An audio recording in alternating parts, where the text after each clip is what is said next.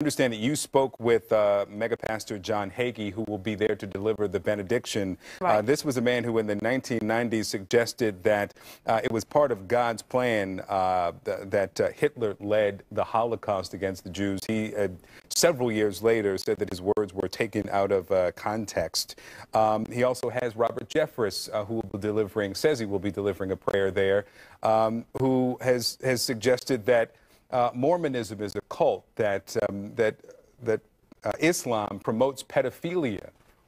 Why include these men in part of this ceremony? The comments that you just referred to are certainly concerning, and one thing that's more important, they're not reflective of overall mission that the two of them have, and specifically Pastor Hagee. His group, Christians United for Israel, their main focus is Israel, Israel, Israel, and standing by our allies in that region. And they have worked hard to make sure and keep this issue out there on the forefront, working with Vice President Pence as well as the President, making sure that they understood that it should not be a matter of if we move the embassy to Jerusalem, but when. And they've worked tirelessly to keep this message out there. As I said, in the context of these comments, do you think it's appropriate? Do you think it's appropriate that he is there as part of this ceremony, that either of them are there? I think it's important for the evangelical community to be there. These specific men, Jeffress and Hagee, these two, should they be part of this official government opening of a U.S. embassy?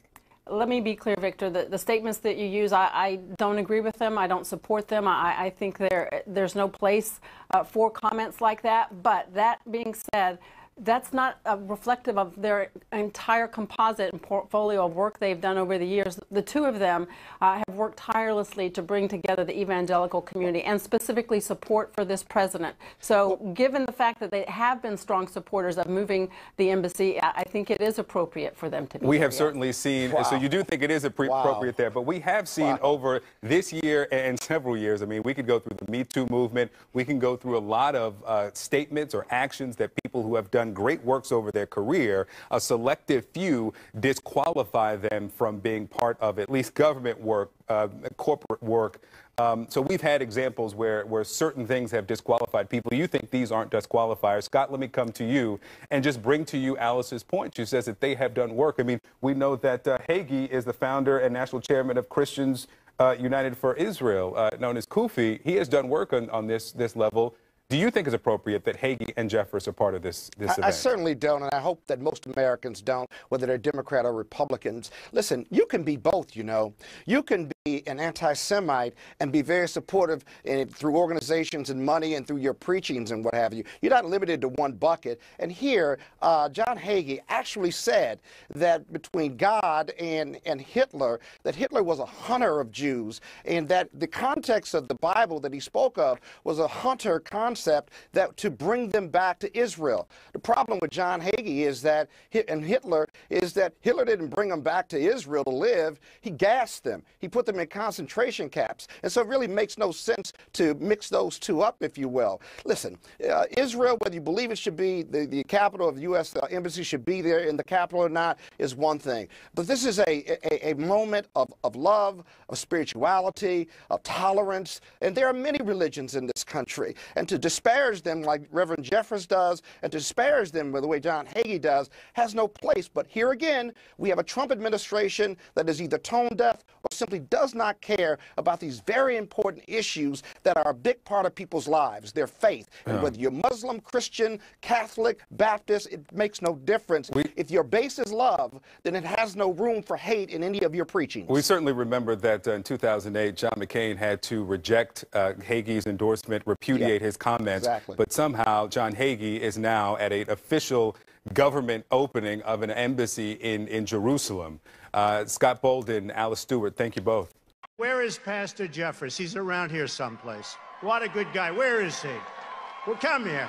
I love this guy. And here's the deep, dark, dirty secret of Islam. It is a religion that promotes pedophilia, sex with children. Mormonism is not Christianity. It has always been considered a cult by the mainstream of Christianity. Hindus and Buddhists, Islam, cults? Yes, absolutely. Muhammad was nothing but a bloodthirsty warlord who beheaded 600 Jews who would not follow him into battle. True. Islam is wrong. It is a heresy from the pit of hell. Mormonism is wrong. It is a heresy from the pit of hell.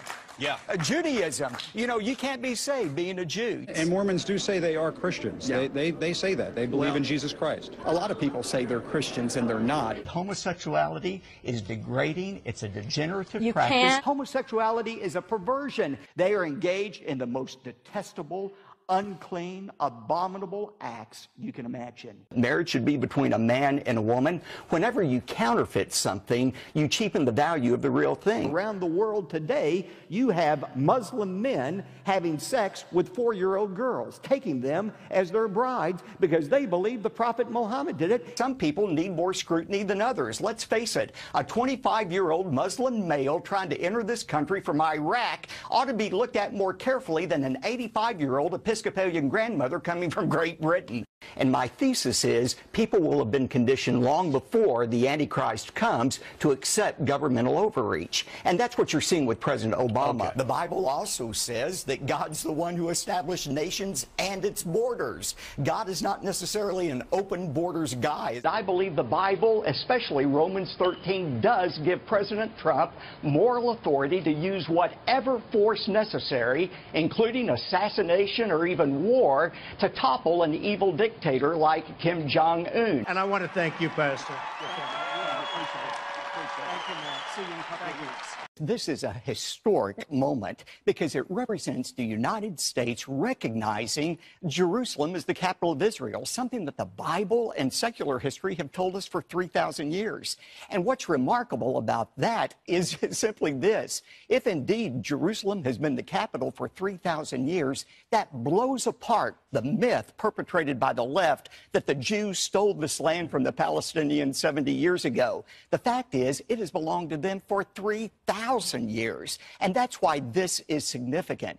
And you know, Genesis 12 is a chapter that Jews and Christians revere alike. It says that God will bless those nations that bless Israel, and he will curse those nations that curse Israel. And today there are many devout Jews and Christians alike who are saying, thank God we have a president like Donald Trump who is willing to stand on the right side of history and the right side of God.